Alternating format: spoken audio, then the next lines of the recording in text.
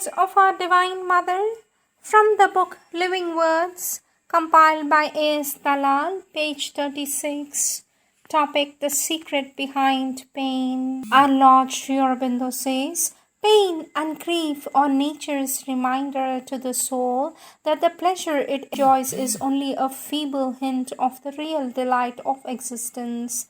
In each pain and torture of our being is the secret of a flame of rapture, compared with which our greatest pleasures are only dim flickerings. It is this secret which forms the attraction for the soul of the great ordeals, sufferings, and fierce experiences of life which the nervous mind in us shuns and abhors. These are the words of our Lord Sri Aurobindo. For this, our Divine Mother says, quite naturally, we ask ourselves what the secret is, towards which pain leads us. For a superficial and imperfect understanding, one could believe that it is pain which the soul is seeking. Nothing of the kind. The very nature of the soul is divine delight, constant, unvarying, unconditioned, ecstatic. But it is true that if one can face suffering with courage, endurance, and unshakable faith in the divine grace, if one can, instead of shunning suffering when it comes, enter into it with this will, this aspiration to go through it and find the luminous truth, the unvarying delight which is at the core of all things, the door of pain is often more direct, more immediate than that of satisfaction or contentment. Our Divine Mother says, I am not speaking of pleasure because pleasure turns its back constantly and almost completely on this profound divine delight. Pleasure is a deceptive and perverse disguise which turns us away from our goal, and we certainly should not seek it if we are eager to find the truth. Pleasure vaporizes us, it deceives us, leads us astray. Pain brings us back to a deeper truth by obliging us to concentrate in order to be able to bear it, be able to face this thing that crushes us. It is in pain that one most easily finds the true strength again when one is strong. It is in pain that one most easily finds the true faith again, the faith in something which is above and beyond all pain. Our Divine Mother says, when one enjoys and forgets, when one takes things as they come, tries to avoid being serious and looking life in the face, in a word, where one seeks to forget that there is a problem to solve, that there is something to find, that we have a reason for existence and living, that we are not here just to pass our time and go away without having learned or done anything, then one really wastes one's time. One misses the opportunity that has been given to us. This, I cannot say unique, but marvelous opportunity for an existence which is the field of progress, which is the motion in eternity when one can discover the secret of life. For this physical, material existence is a wonderful opportunity, a possibility given to you to find the purpose of life, to make you advance one step towards this deeper truth, to make you discover this secret which puts you into contact with the eternal rapture of the divine life. There is a brief silence, and then our Divine Mother says, I already told you many a time that to seek suffering and pain is a morbid attitude which must be avoided, but to run away from them through forgetfulness, through a superficial, frivolous movement, through diversion is a cowardice. When pain comes, it comes to teach us something. The quicker we learn it, the more the need for pain diminishes. And when we know the secret, it will no longer be possible to suffer, for that secret reveals to us the reason, the cause, the origin of suffering, and the way to pass beyond there. Our Divine Mother says, the secret is to emerge from the ego, get out of its prison, unite ourselves with the divine, merge into Him, not to allow anything to separate us from Him. Then once one has discovered this secret and realizes it in one's being, pain loses its justification, suffering disappears. Let me read this again for you. The secret, says our Divine Mother, the secret is to emerge from the ego, get out of its prison, unite yourself with the divine, merge into the divine, not to allow anything to separate you from the divine. Then, once one has discovered the secret and realizes it in one's being, pain loses its justification and suffering disappears.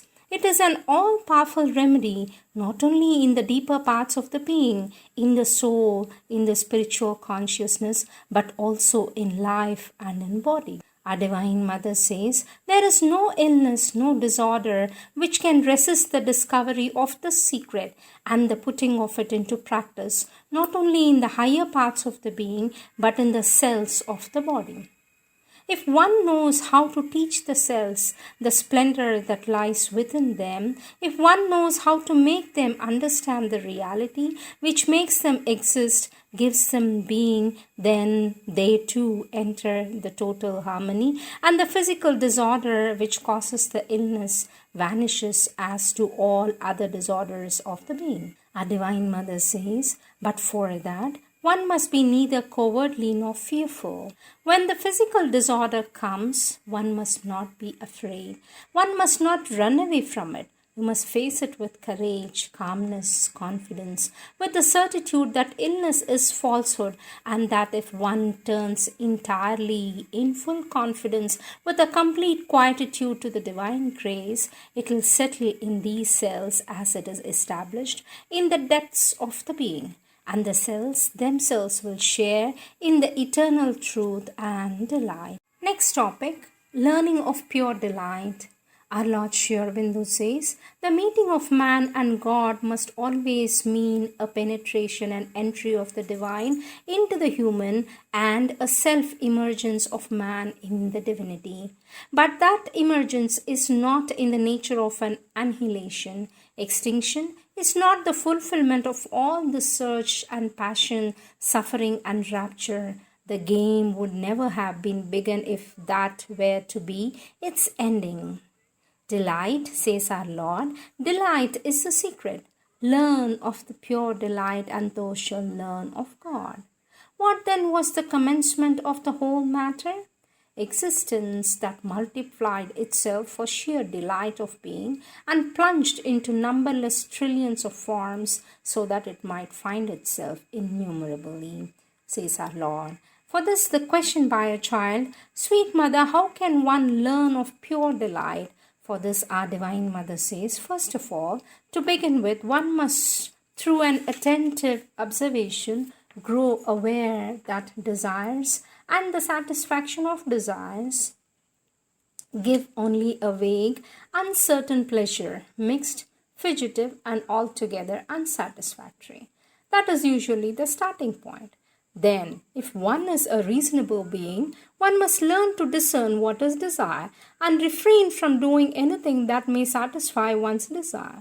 One must reject them without trying to satisfy them. And so, the result is exactly one of the first observations stated by Buddha in his teaching. There is an infinitely greater delight in conquering and eliminating a desire than in satisfying it. Every sincere and steadfast seeker will realize after some time, sooner or later, at times very soon, that this is an absolute truth, and that the delight felt in overcoming a desire is incomparably higher than the small pleasure, so fleeting and mixed, which may be found in the satisfaction of his desires. That is the second step. Our Divine Mother says, naturally, with this continuous discipline in a very short time, the desires will keep their distance and will no longer bother you. So you will be free to enter a little more deeply into your being and open yourself in an aspiration to the giver of delight, the divine element, the divine grace. And if this is done with a sincere self-giving, something that gives itself, offers itself, and expects nothing in exchange for its offering, one will feel that kind of sweet, warmth, comfortable, intimate, radiant, which fills the heart, and in the herald of delight. After this, the path is easy. These are the divine words of our Divine Mother. Mangalam Shobhanam Shuddham Nishkalam Padamamagalam Vishveshwari Vishwam Vikam Neelam Pranamamyam. Om Sada Pataka Sanghantri Satyo Dukha Vinashini Sukhada Mokshada Meera Meeraiva Paramagatihi Meeraiva Paramagatihi Suprasannam Subhadaram Karunanadanijantaram Sudha Pravitim Bhuprishthamanadra Gandhanulepanam Dhyayena Makaramnishtastham Shvetalankaradhushitam Trailokya Pranam Meeram Devadibhirabhishtatam Vande Vande Veeram Vande